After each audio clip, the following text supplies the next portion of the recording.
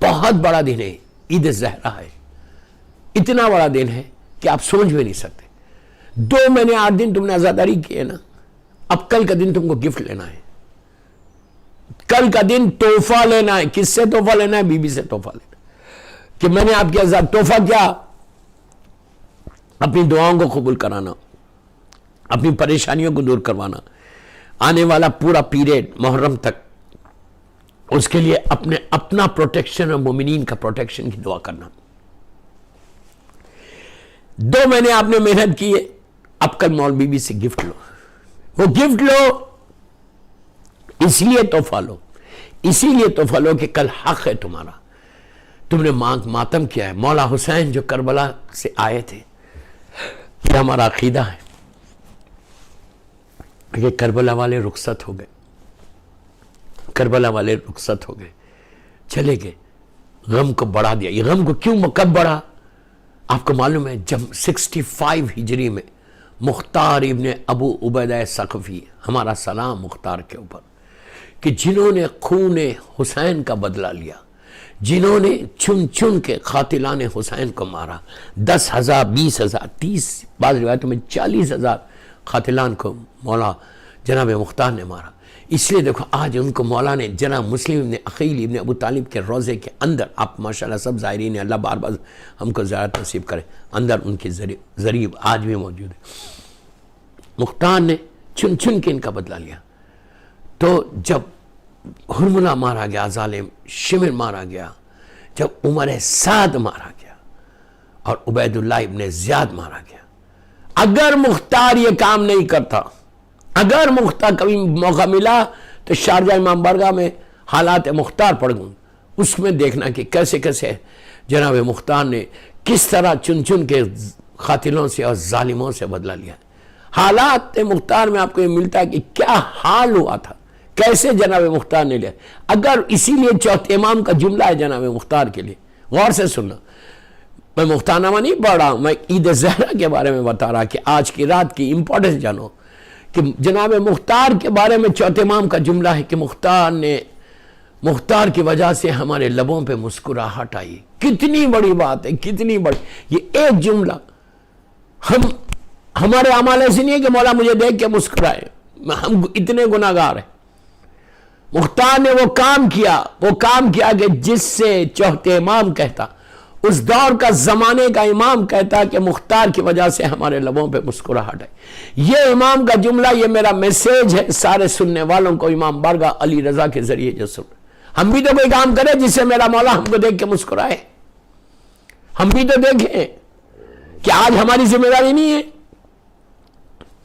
کہ آج ہماری ریسپانسبلٹی نہیں ہے کہ آج ہم بھی کوئی ایسا 24 گھنٹے میں کوئی ایک ایسا کام کرو۔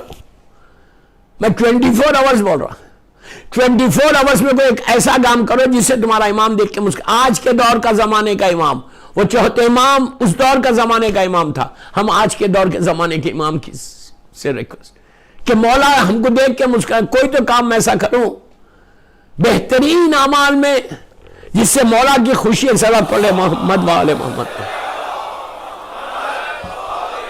جس سے مولا کی خوشی ہوتی۔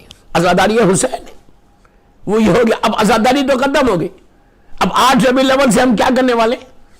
کل 9 ربیع الاول ہے، کیا کرنے والے؟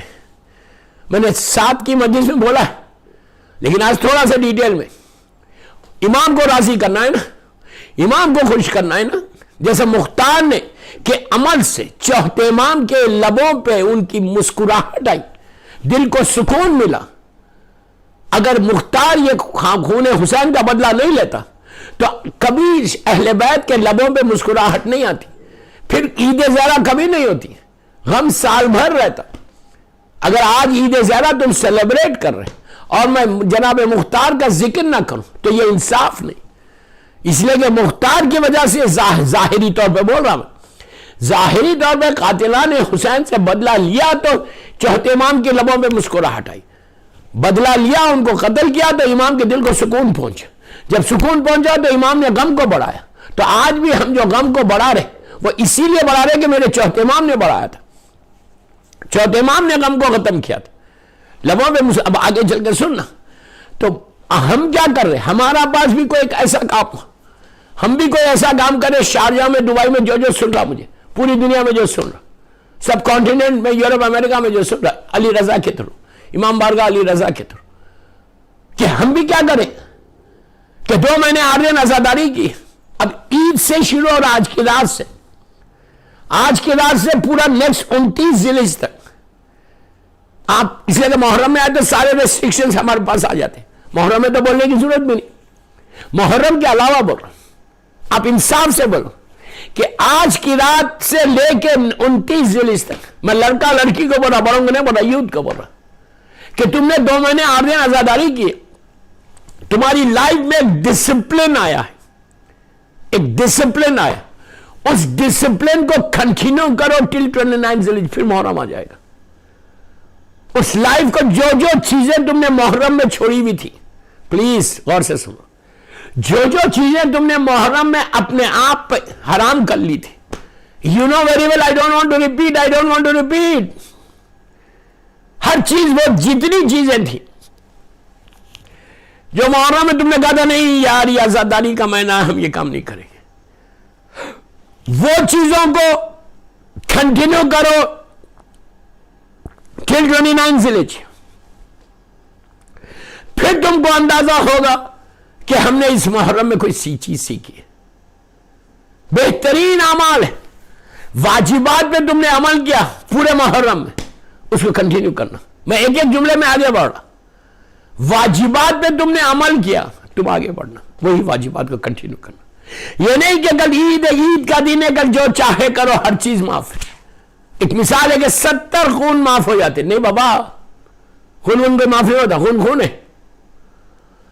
یہ کبھی ذہن میں مت رکھو کہ عید کا دن ہے، I can do any thing, you can't do.